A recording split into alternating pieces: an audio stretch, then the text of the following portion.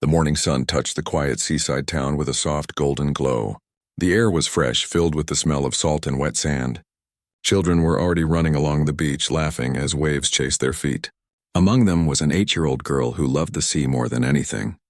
She would spend hours collecting shells, building sand castles, and watching the boats move slowly across the water. Her parents always said she was born with the ocean in her heart. That summer weekend felt special. Her father had planned a small family trip to a nearby island, a place not far from the coast where they lived. They packed a few clothes, some snacks, and her favorite small blanket with blue fish printed on it. The girl couldn't stop smiling.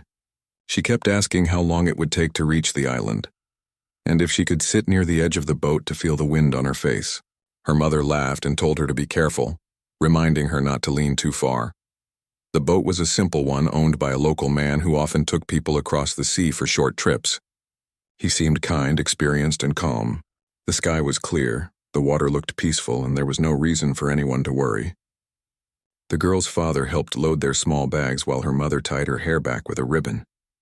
The waves glistened under the sun and everything looked perfect. When they began their journey, the girl waved goodbye to the shore until it disappeared behind them. The wind was strong but gentle, and the sound of the water splashing against the boat made her laugh. Her mother took pictures, capturing moments that, at the time, no one knew would become memories carved in pain. The family talked, shared snacks, and pointed at dolphins swimming in the distance. It was supposed to be an ordinary, happy day, the kind of day that becomes part of family stories told for years. But that day never turned into a memory they could smile about again. A few hours into the trip, the wind began to change. It wasn't soft anymore. The sky, once bright, slowly turned gray. Clouds gathered quickly, darker by the minute. The man steering the boat frowned, scanning the horizon. He said something to the father in a low voice, something about the weather shifting faster than expected. The girl didn't notice. She was still leaning over the edge, watching the foam dance on the waves. Then came the first rumble of thunder. It was deep and far away, but it made her flinch. Her mother pulled her closer, wrapping her arms around her. The air suddenly turned colder. The sea began to move differently, no longer gentle but restless, angry almost. The man at the wheel tried to keep the boat steady, but the waves were growing larger, hitting the sides harder with every passing minute. Within moments, rain began to fall, first softly, then in heavy sheets that made it hard to see anything ahead. The wind screamed. The boat rocked violently. The girl clung to her mother, terrified as the sky exploded with flashes of lightning. Her father shouted something to the man steering, but his voice was swallowed by the storm. Water splashed over them. The boat tilted. Everything happened too fast. The sound of cracking wood, people shouting, the girl's mother's hand slipping away. The next thing the girl remembered was cold water filling her mouth as she gasped for air. The sea tossed her around like a small leaf in a hurricane. She tried to scream, but no one could hear her. Pieces of the broken boat floated around her, a bag, a shoe, a small orange life jacket. She couldn't see her parents anywhere. The rain beat down so hard it felt like needles on her skin. She was just a child, too small to fight the force of the ocean. Somehow, by instinct or luck, she grabbed onto a piece of broken wood, clinging to it as tightly as her small arms could. The waves carried her farther and farther away until even the sound of the storm became faint. She didn't know how long she drifted. Hours, maybe an entire night. She was exhausted, freezing, her lips trembling. The only thing she could think of was her mother's voice calling her name, telling her to hold on. By dawn, the storm had passed, leaving behind a quiet that felt unreal. The sea was calmer now, but endless. Only water in every direction. The girl was weak, her hands bleeding from gripping the wood so tightly. Her eyes stung from the salt and her body ached. When she tried to speak, no sound came out. She didn't know where she was or which way was home. The world was silent except for the soft movement of the waves. Back in her town, news of the missing boat spread quickly. Search teams were sent out as soon as the storm ended. Helicopters flew over the ocean, boats scanned every direction, and divers looked below the surface. They found bits of the wreckage, broken planks, a cooler, one of the mother's shoes, but no sign of life. Hope began to fade with every passing day. The girl's parents were listed among the missing, and their daughter's name appeared in newspapers under the headline, "Family Lost at Sea." Days turned into weeks. The search teams eventually stopped. The sea had claimed too many before, and people knew when it was time to let go. Her relatives held a small memorial on the beach. They placed flowers in the water, whispered prayers, and cried quietly as the tide carried the petals away. Her mother's sister couldn't stop saying she was only 8 over and over. It was a line that stayed with everyone who heard her story. But what no one knew, not then, not even the rescue teams, was that somewhere far beyond the search zone, the little girl was still alive. The piece of wood she had clung to had drifted for miles until she saw something faint on the horizon, a shadow that looked like land. She could barely believe it. Gathering the last of her strength, she kicked weakly, letting the waves push her closer. The sun burned her skin and she felt dizzy, half dreaming. By the time she reached the shore, she was barely conscious. She collapsed face first on the sand, too tired to even cry. When she woke up again, she was under a straw roof. She could hear voices, strange ones, soft but unfamiliar. Her vision was blurry, and for a moment she thought she was dreaming. A woman with kind eyes leaned over her, placing a wet cloth on her forehead. There were other people too, simple islanders who spoke in a language she didn't understand. They seemed gentle, worried about her, trying to comfort her even though she couldn't reply. The girl had no idea where she was. The island was small, surrounded by thick trees and rocky shores. The people who lived there had little connection with the outside world. There was no electricity, no cars, and only a few small boats used for fishing. They gave her food, rice, fruits, and coconut water, and a small corner in one of their huts to sleep in. She didn't speak their words, and they didn't speak hers, but kindness didn't need translation.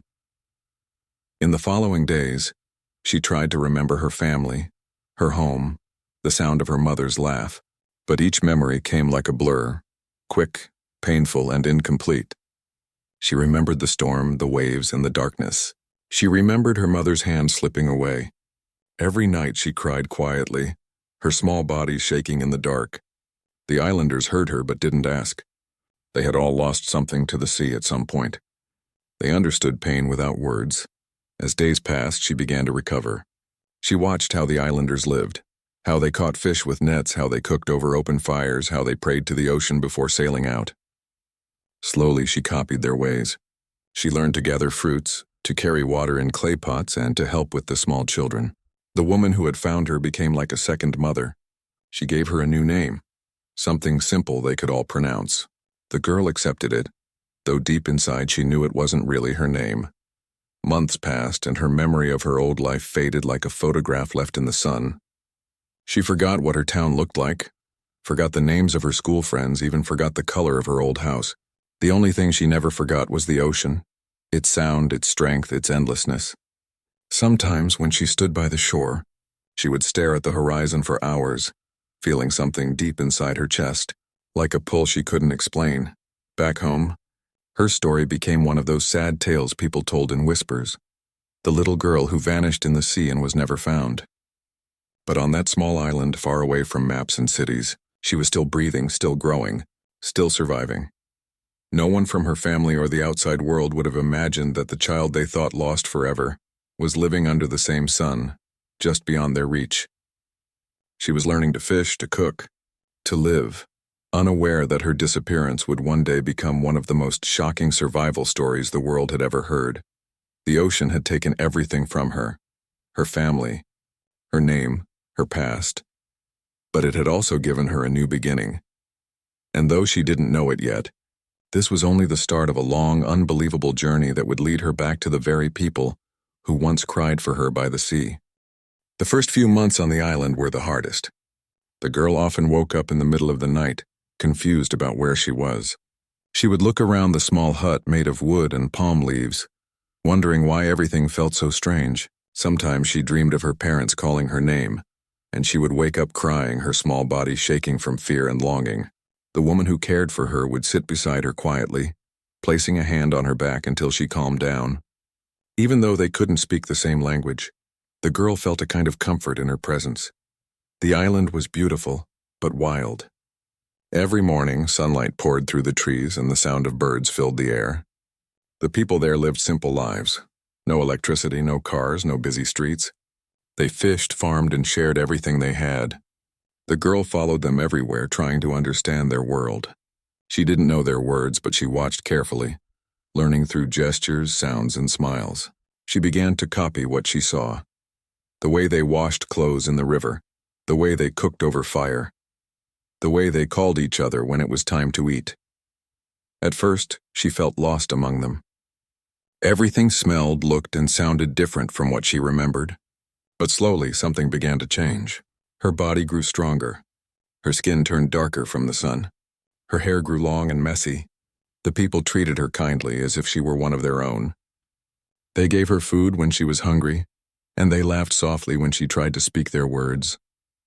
The woman who had found her taught her the basics: how to weave mats, how to clean fish, how to pick ripe fruit from trees. Each day the girl learned a little more. Still, there were moments when sadness returned like a wave she couldn't escape. Sometimes she would sit by the shore and stare at the ocean, remembering her parents. She didn't understand why they didn't come for her. She didn't know that they were gone. In her heart, she believed they were still searching somewhere out there, beyond the horizon. Every time she saw a boat far in the distance, she would stand up and wave, hoping someone would see her. But no one ever did. The boats always disappeared. The islanders noticed her sadness but didn't push her to talk about it. They believed in letting pain heal slowly, like wounds touched by salt and sun. They didn't have much, but what they had, they shared. They showed her that family didn't always mean blood. It could also mean people who cared enough to keep you alive. As years passed, she became part of their rhythm. She helped carry water from the stream, gathered firewood, and looked after younger children. Her laughter returned, though softer now. The woman who had taken her in became her second mother. The girl began calling her something close to Mama in the island's dialect. She taught her how to sing local songs, how to dance around the fire during their celebrations, and how to respect the sea that had both taken and given life. Life on the island followed the sun. They woke with the first light and slept when the moon rose. There were no clocks, no rush, no noise of machines. It was peaceful, though sometimes lonely. The girl often wondered what was beyond the sea. She saw birds flying toward the horizon and wished she could follow them. She didn't know how big the world was, but she felt that somewhere, something was waiting for her. She just didn't know what. When she turned 12, the people on the island began to see her not as the lost child who arrived one stormy morning, but as one of their own. She spoke their language fluently now. She had forgotten her old name completely. The sound of her parents' voices was faint in her mind, like a dream she couldn't hold on to. Her memories of her past life faded slowly. The color of her old home, the sound of her father's laugh, even the smell of her mother's perfume, all turned into shadows in her thoughts. She grew taller, stronger, and more confident. She helped the fishermen mend their nets, cleaned fish with skill, and even learned to paddle small boats near the shore. The older women often said she had the soul of the sea, calm, deep, and unpredictable. They would tell her stories about how the ocean tested people, how it sometimes took them away only to return them changed. She listened quietly, wondering if that was what had happened to her. But there were nights when she couldn't sleep. She would step outside, walk to the edge of the shore, and look at the endless water. The sound of the waves made her heart ache in a way she couldn't explain. Sometimes she thought she heard voices, faint whispers carried by the wind, and she would close her eyes trying to remember what they meant. But the harder she tried, the further those memories slipped away. When she was about 15, something unusual happened. A small boat appeared near the island, not one of theirs. It was carrying a few people who spoke a language none of the islanders knew. The visitors stayed only for a short time, trading goods and food. The girl saw them from a distance, her heart beating fast. Their clothes looked different, their voices sounded familiar in a way that scared her. She wanted to go closer but hesitated. Something deep inside her told her that these people were from the world she had come from, the world she no longer belonged to. Before she could find the courage to approach them, their boat was gone. That night, she cried quietly, confused about what she felt. A part of her longed to go with them, to see what was beyond the ocean. Another part feared leaving the only family she had left. She realized then that she was caught between two worlds, the one she came from and the one that had saved her. The next few years passed quietly. She learned to read waves like others read faces, to sense storms before they came, and to treat wounds using leaves and herbs. She became known among the islanders for her calmness and quick thinking. Once, when a child fell into the water near the reef, she dove in without hesitation and pulled him out. The people praised her bravery, saying the sea had marked her but also protected her. By the time she turned 18, she had fully grown into a young woman. Her voice was soft but steady, and her eyes carried the depth of someone who had seen both loss and survival. Outsiders rarely came to the island, and she never spoke about where she had come from. To the villagers, she was simply theirs, the girl who had arrived from the sea and become part of their story. Still, sometimes when she stood by the shore, the wind would brush her hair, and she would close her eyes, remembering flashes of her old life, a small blue blanket, a woman's gentle hands, a man's laughter as he steered a boat. The images were faint but real enough to make her wonder. She didn't know that far away her old home still existed, and her name was still remembered by people who had never stopped believing she might be alive. One evening, as the sun dipped below the horizon, she sat with the woman who had raised her. They watched the sky turn gold, then purple. The woman spoke softly, telling her that one day she might have to leave the island, that the ocean gives, but it also calls back what it once took. The girl didn't understand at first, but she nodded. Somewhere inside she knew that her story wasn't finished. Days turned into weeks, weeks into months. Life continued as it always had. Fishing, cooking, dancing, living simply. But one morning a sound broke the calm. A boat engine echoed across the water. It wasn't like the small fishing boats they were used to. This one sounded bigger, louder. The villagers rushed to the shore, shielding their eyes from the bright sun. A group of strangers was approaching, people in uniforms carrying cameras and equipment. The villagers stared in confusion and curiosity. The young woman stood at the back, watching silently as the boat came closer. She felt her heart race without knowing why. The people stepped off the boat, speaking a language she couldn't understand, yet something about it stirred something inside her. One of them looked at her, surprised, and pointed. They seemed shocked to see her, whispering among themselves. She didn't know it then, but this moment would change everything. She stepped forward slowly, her bare feet sinking into the wet sand. The wind carried pieces of their words to her. Words that sounded strangely familiar, words that made her head spin. The man holding a camera lifted it slightly, capturing her face. He said something to another person beside him, his eyes wide with disbelief. She didn't understand what was happening, but she felt a strange pull in her chest, like a memory waking up after years of sleep. She had no idea that her picture would soon reach the world beyond the island, a world that had once searched for her, cried for her, and believed she was gone forever. As the strangers smiled at her gently, trying to communicate, she stood frozen, torn between fear and curiosity. For the first time in years, she heard a language that once belonged to her but now felt like a forgotten song. The ocean waves touched her feet, the same waves that had once carried her here. She looked at the horizon again, realizing that maybe, just maybe, it was time to find out who she really was. She didn't know yet that her quiet island life was about to collide with the world she had lost, and that soon, the whole world would know the unbelievable story of the girl who was lost in the ocean at 8 and found alive 11 years later. When the research boat arrived on the island that morning, no one imagined it would change so many lives. The team of researchers had come to study marine life near the coral reefs, not expecting to find a person who didn't seem to belong there. They noticed the young woman standing among the villagers, quiet, barefoot, and watching them with curious eyes. Something about her presence felt different. She looked like she had grown up there, yet her features were not the same as the islanders.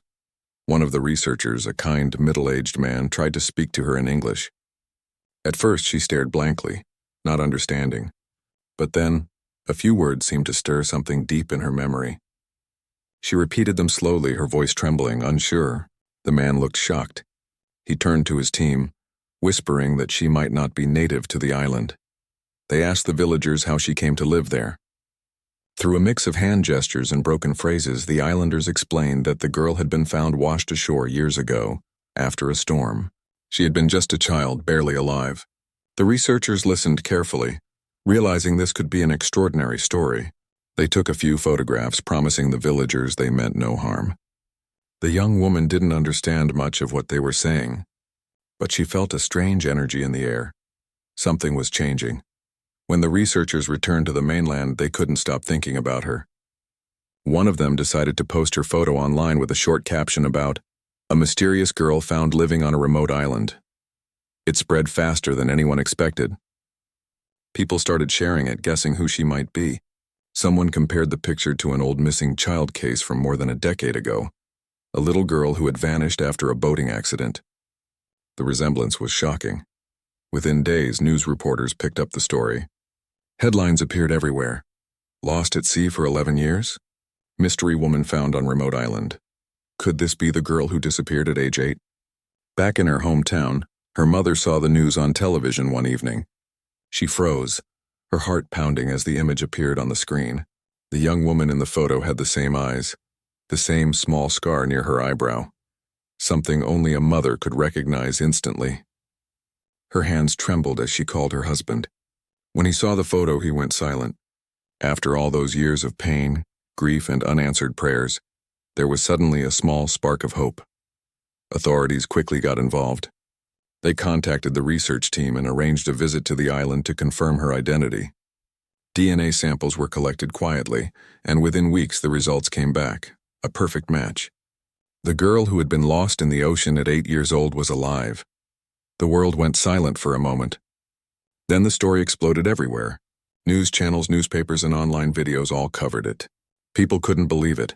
A child missing for over a decade found alive, living among islanders, unaware of who she truly was. Reporters called it a miracle, a second life. But for the young woman, the attention was confusing. She didn't understand why so many people suddenly wanted to see her or talk to her. The islanders tried to explain in their own way, but she didn't fully grasp what was happening. When officials came to speak to her, they brought an interpreter. He gently told her that she was from another country, that her real family had been searching for her for many years. She listened quietly, her face pale. The words felt heavy and distant. She couldn't remember that life clearly, only fragments like dreams. She remembered the ocean, the storm, a woman's voice, and hands pulling her close. But she didn't remember faces, names, or places. Still, something deep inside her knew the interpreter was telling the truth. They showed her a photograph, an old picture of a smiling couple holding a little girl wearing a blue dress. Her heart raced. She didn't recognize the people completely, but the small blanket in the child's hands looked familiar. She reached out and touched the photo with shaking fingers. For a long time, she said nothing. Then, in a soft voice, she whispered a word, her real name. It came out broken, like a forgotten song returning after years of silence. The officials told her that her parents were alive and waiting to meet her. Tears filled her eyes, but not from joy and from confusion. The island had been her home for 11 years. The people there were her family. The thought of leaving them felt like losing everything again. Yet, deep inside, she also wanted to know who she really was, where she came from, and why she had survived when everything else was taken from her. The villagers held a small farewell ceremony before she left. They gave her handmade gifts, a necklace of shells, a small wooden carving, and a woven cloth to keep her warm. The woman who had raised her hugged her tightly, whispering something in their language that meant, "You were born of the sea, but you belong to the world." The young woman cried quietly, promising to come back one day. When she boarded the boat to leave the island, she looked back at the people who had become her second family. They waved until she was too far to see them. The ocean was calm that day, but in her heart, a storm of emotions raged. Fear, excitement, sadness, and hope all mixed together. When she arrived at the mainland, cameras flashed everywhere. Journalists shouted questions, but she didn't understand their words. Everything felt loud and strange. The people wore clothes she hadn't seen before. Cars and buildings surrounded her. She had lived in silence for years, and now the world seemed to be shouting at once. The officials took her to a quiet place where she could rest before meeting her parents. Meanwhile, her parents waited in another room, unable to stop crying. They had imagined this moment for so long that it felt unreal. They had spent years visiting the sea, leaving flowers, whispering prayers. They had grown older, their hair turning gray, their faces lined with sorrow. And now, after 11 years, the miracle they had stopped expecting was finally here. When the young woman entered the room, there was silence. Her mother stood up slowly, staring at her, trembling. Her father covered his mouth with his hand, tears already falling. The young woman hesitated at the doorway, unsure of what to do. Then her mother took a small step forward and whispered her name. The sound of it broke something inside her. She didn't remember everything, but that name felt like home. Her mother rushed forward, wrapping her arms around her. For a moment, the young woman stood still. Then slowly, she hugged her back. Tears streamed down both their faces. Her father joined them, his hand shaking as he touched her face as if making sure she was real. The room was filled with sobs and the kind of silence only love can create. The silence of souls finding each other again after being lost. The reunion made headlines around the world. People called it the miracle reunion, but for the family it was more complicated. The young woman couldn't remember much about her childhood. She spoke in the island dialect, more than her original language. Everything around her, the city, the sounds, the lights, felt overwhelming. Her parents tried to be gentle, giving her space to adjust. They showed her old photos, told her stories, played songs she used to love. Sometimes she smiled faintly. Sometimes she cried without knowing why. Doctors and psychologists helped her through the process. They said memory could take time to return fully. They also said she might never remember everything, and that was okay. What mattered was that she was safe, alive, and finally home. The young woman tried to fit into her new world, but it wasn't easy. She missed the island's quiet mornings, the sound of waves, the warmth of the people who had raised her. Here everything moved fast. People asked questions she didn't know how to answer. They wanted her story for interviews, for magazines, for shows. She didn't understand why strangers cared so much. All she wanted was peace. One evening, she sat by the window of her new home looking at the city lights. They reminded her of fireflies, beautiful but distant.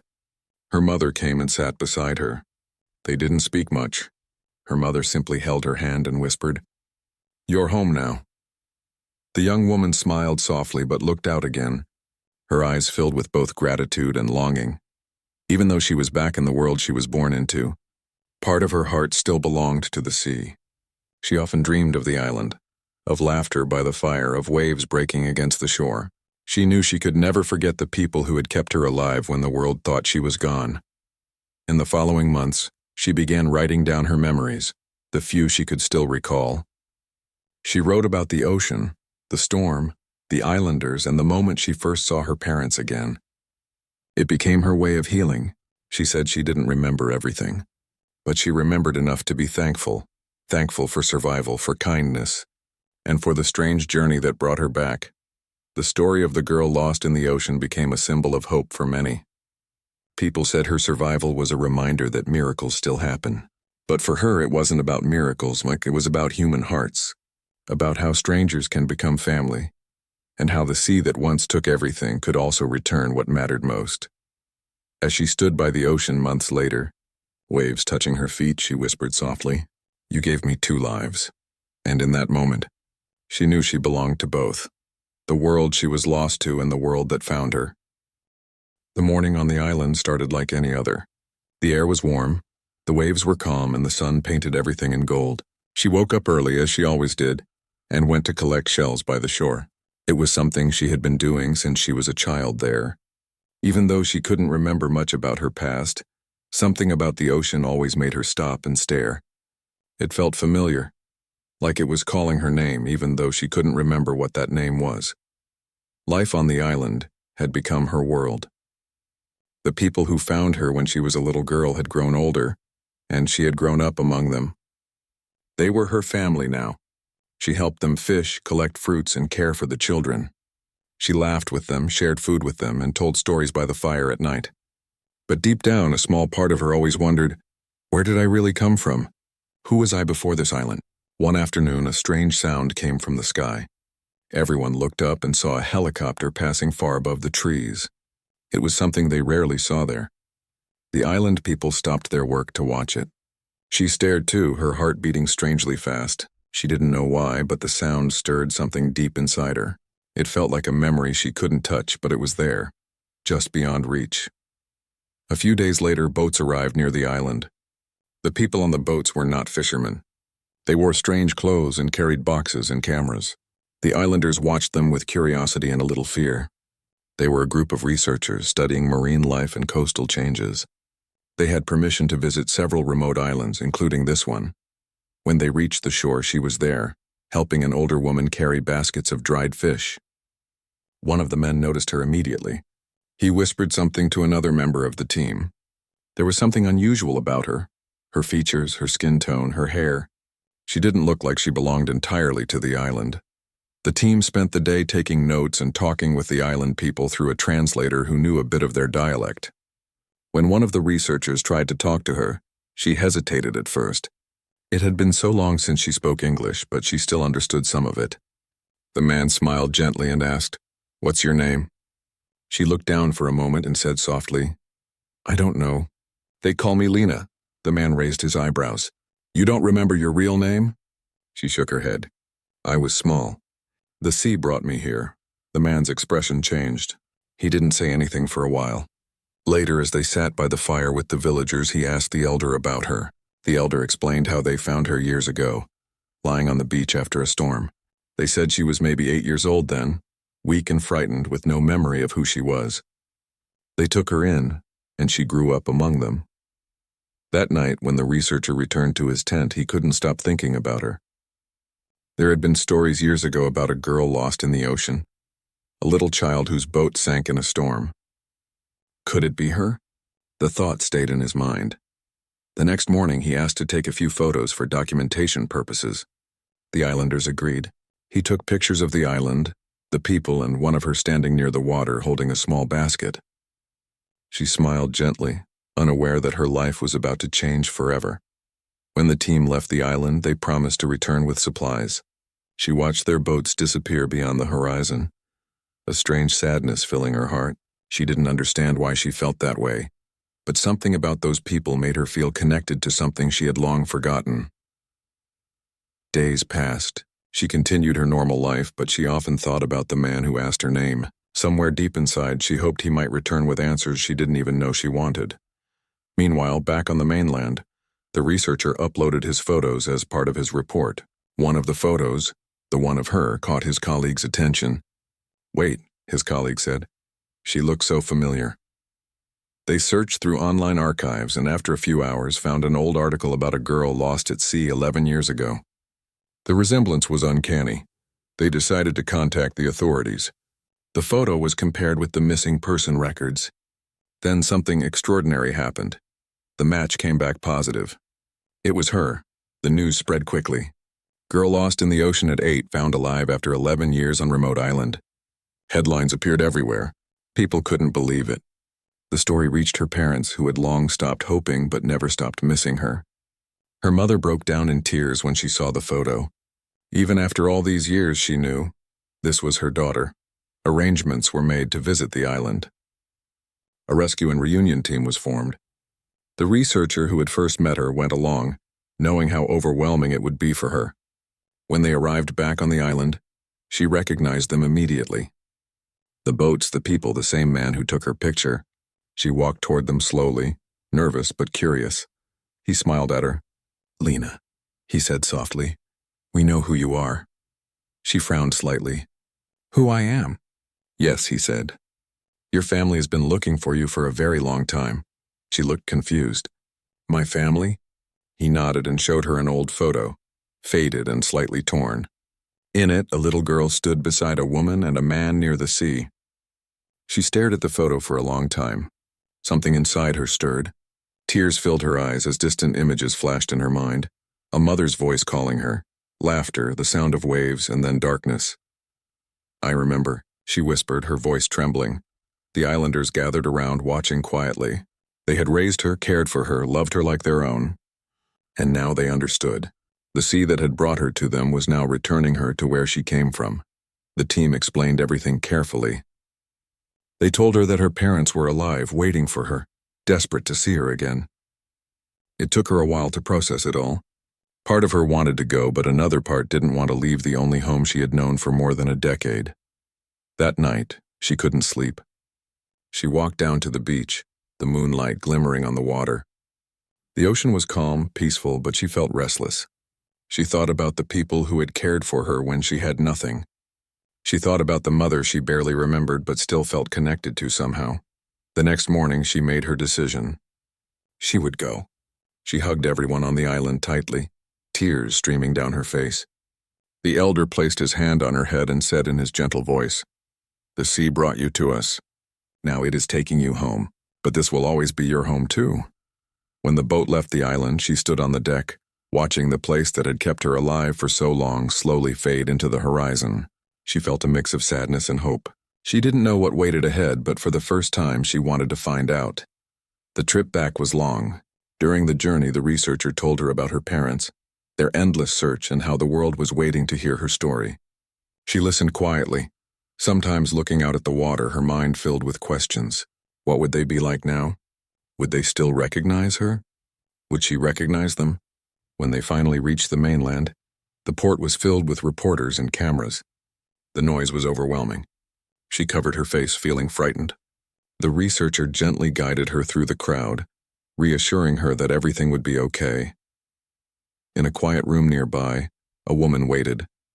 Her hands trembled and tears kept falling as she clutched a necklace her daughter used to wear. When the door opened and the young woman stepped in, time seemed to stop. They stared at each other for a few seconds that felt like forever. Then the woman whispered her name. At that moment, something inside her broke open. The memories, the love, the pain, all of it came rushing back. She ran into her mother's arms, crying uncontrollably. Her mother held her tightly, whispering words of love and disbelief. The years of pain melted away in that single embrace. Outside, the world cheered for a miracle. But inside that small room, it wasn't a headline. It was a mother and daughter finding each other again after 11 long years apart. That night, as she sat by the window of her new room, she looked out at the city lights and thought of the island, the people, and the sea that had taken everything from her and yet given everything back. She didn't know what the future would bring, but she knew one thing for sure: she was finally home. The first night in her old home felt like a dream.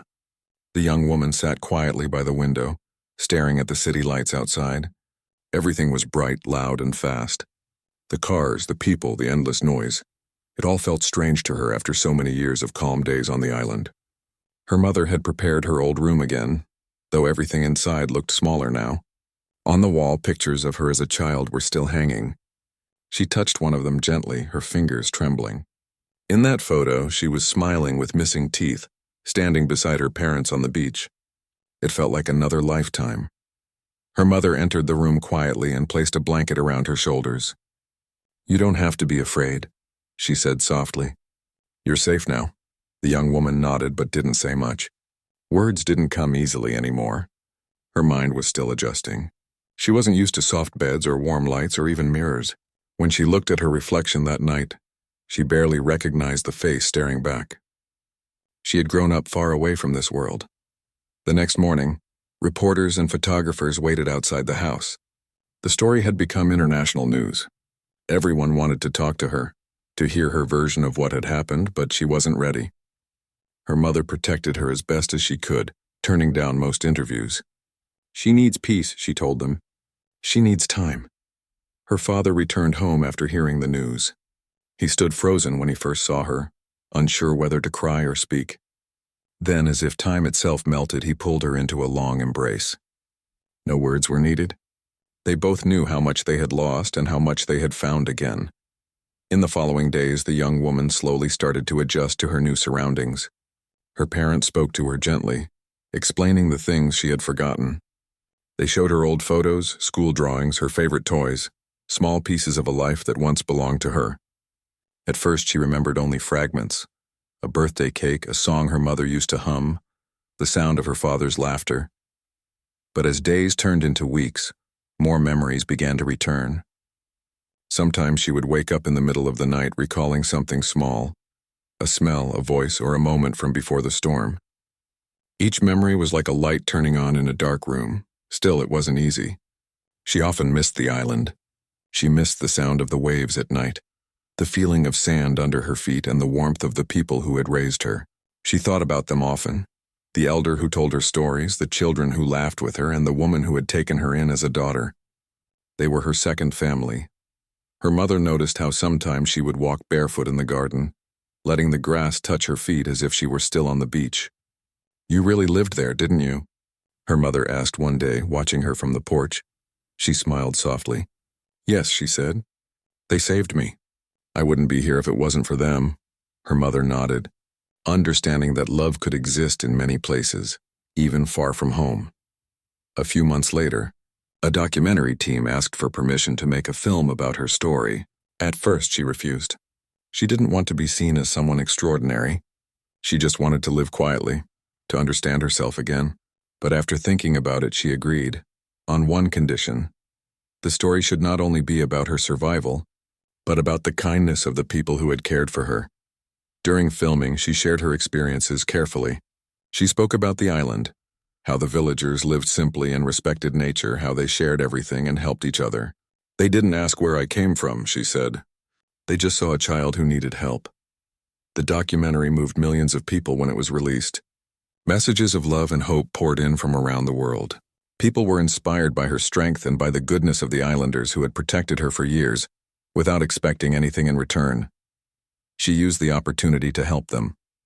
With her family's support, she started a small foundation to provide medical and educational supplies for the island community. She said it was her way of giving back. They gave me a life, she explained. Now it's my turn to give something to them. Life slowly found a rhythm again. She began taking language and writing classes to improve her communication. Though she spoke English, it often came mixed with the island dialect. Her teachers were patient, and so were her parents. Every day she became more confident. But even as she adapted, the sea never left her thoughts. It was part of her, a silent companion. Sometimes she would visit the coast, standing at the edge of the water, letting the waves wash over her feet. The smell of salt always brought tears to her eyes, not of sadness, but of gratitude. One evening, she sat with her mother by the shore near their home. The sun was setting, painting the sky with shades of pink and gold. Do you ever think about what your life would have been like if the storm hadn't happened? Her mother asked. She thought for a moment. Maybe I would have grown up here, gone to school, had friends, she said quietly. But then, I wouldn't have met the people who saved me. I wouldn't have learned what it means to start again. Sometimes bad things lead us to places we never imagined. Her mother smiled and held her hand. I'm just glad the sea gave you back. The young woman smiled faintly. It took me away, but maybe it was always meant to bring me back. As the months passed, she continued her recovery, not just physically, but emotionally. The memories of the storm still haunted her sometimes. The sound of heavy rain made her uneasy, and she often woke up from dreams where she was lost in the waves again. Her parents arranged therapy for her, where she learned to face those fears instead of hiding from them. Slowly, she began to heal. Her story also touched many other families who had lost loved ones at sea. They wrote letters to her, thanking her for giving them hope. Your story reminds us never to give up, one letter said. Even after years, miracles can still happen. She often replied to those letters, writing simple words from the heart. Never stop believing, she would say. Sometimes the world is bigger and kinder than we think. A year after her return, she traveled back to the island with a small team. The reunion was emotional. The villagers gathered at the shore, smiling and crying as they saw her step off the boat. She ran toward the elder and hugged him tightly, crying in his arms. I came back, she whispered. The elder smiled. I knew you would. She stayed for a few days, visiting every corner of the place she once called home. She sat by the fire, laughed with the children, and told them stories about the world beyond the sea. She brought gifts, supplies, and a promise that she would never forget them. When it was time to leave again, the goodbye was softer this time. She knew she would return. As the boat sailed away, she stood at the deck looking at the island until it disappeared from view. It no longer felt like she was leaving something behind. It felt like carrying two homes inside her heart. Back in her city, she continued to live quietly. She avoided fame and chose simplicity. She volunteered with children who had gone through trauma, helping them find comfort in art and storytelling. Stories saved me, she once said in an interview. When I was lost, stories kept me alive. Years passed and her life became peaceful. She never forgot where she had been or what she had survived. Every year on the anniversary of the day she was found, she visited the ocean. She would stand there, close her eyes, and let the waves touch her feet. On one such day, she whispered softly to the wind, the sea took me away, but it also brought me home. The waves rolled gently as if answering her back. And in that moment, She realized that her story wasn't just about survival, it was about love, hope, and the invisible threads that connect people across worlds. She turned away from the water with a quiet smile. The past was no longer something that hurt. It had become a part of her, a reminder that even when life takes everything away, it can still find a way to give it all back. And so, she walked forward into a world that once seemed lost, now full of light and peace.